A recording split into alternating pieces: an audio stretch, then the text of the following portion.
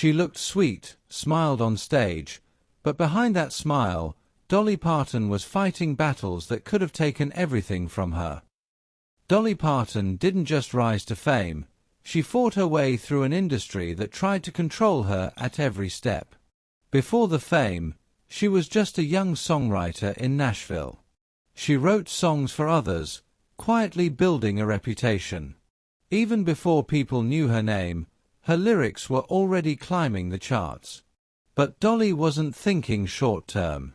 She was thinking ownership. When her singing career took off, the success was massive.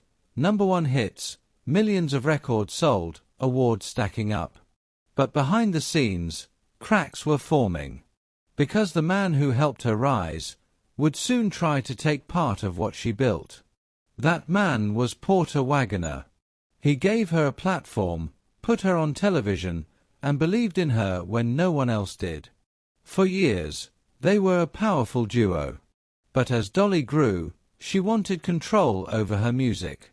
And that's where everything changed. Arguments started. Tension built. And eventually, Dolly made a painful decision. She had to leave. Instead of a speech, she wrote a song. I Will Always Love You. It wasn't just music. It was goodbye. For a moment, it seemed like things would end peacefully. But they didn't.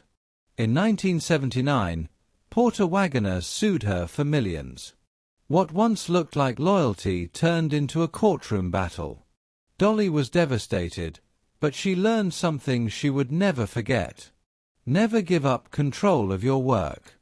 And soon, that lesson would be tested again, by the biggest name in music. Elvis Presley wanted to record her song. It was a dream opportunity. But there was one condition. His manager, Colonel Tom Parker, demanded half of the publishing rights. Half of her song. Forever. Most artists would have said yes. Dolly said no. She walked away, and cried after. But years later, that decision changed her life. When Whitney Houston recorded the same song, it became one of the biggest hits in history.